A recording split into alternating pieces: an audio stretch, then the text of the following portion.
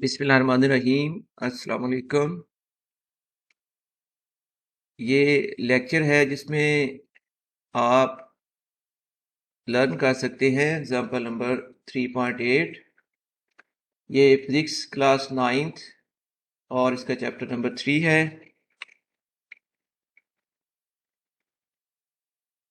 A stone of mass 100 gram is attached to a string 1 meter long.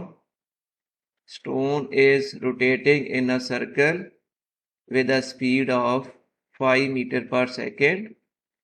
Find the tension in the string. तो data अगर लिखें, सबसे पहले mass of stone की value 100 ग्राम, इसको हमने किलोग्राम में कन्वर्ट करना है। 100 डिवाइडेड बाई 1000, इस तरह मैस की वैल्यू आ गई है 0.1 किलोग्राम। और ये जो स्ट्रिंग की लेंथ दी गई है, बेसिकली ये बन जाएगी रेडियस ऑफ द सर्कल। तो रेडियस ऑफ सर्कल की वैल्यू 1 मीटर और स्पीड 5 मीटर पर सेकेंड। फाइंड करनी हमने tension in the string.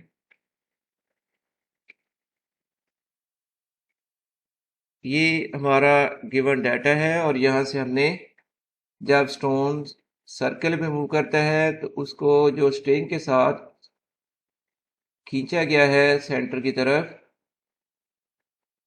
Centripetal force apply करने के लिए, उसके अगेंस्ट जो रिएक्शन फोर्स आएगी टेंशन, वो हमने कैलकुलेट करनी है। तो देखिए ये सर्कुलर पाथ और ये इसका सेंटर, ये बॉडी है जो सर्कल पे मूव करेगी। और ये अभी जो लाइन आपको शो कर रही है ये है लेंथ ऑफ स्ट्रिंग, 1 मीटर इसकी लेंथ है। जब बॉडी सर्कल में मूव करेगी तो ये सेंटर की तरफ फोर्स ऐड करेगी जो कि है सेंटीपिटल फोर्स, और टेंशन की फोर्स इसके अगेंस्ट ऐड करेगी आउटवर्ड।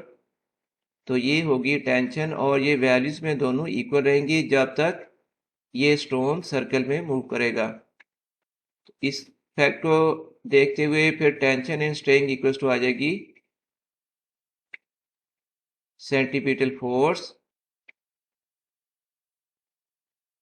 तो tension equal to mv square over r, centripetal force का फार्मूला वैल्यूज पुट करेंगे। मैस की वैल्यू 0.1 मल्टीप्लाइड बाई v की वैल्यू है 5, तो v स्क्वायर, और यहाँ पर हो गया है 5 स्क्वायर डिवाइडेड बाई रेडियस की वैल्यू 1 मीटर। तो ये कैलकुलेशन के बाद वैल्यू आ रही है 2.5 न्यूटन। ये है required tension in the string 2.5 Newton, जो कि इक्वल टू है सेंटीमीटर फोर्स। तो ये सॉल्यूशन इसका कंप्लीट हो चुका है, और इसके साथ ही अल्लाह हाफिज़।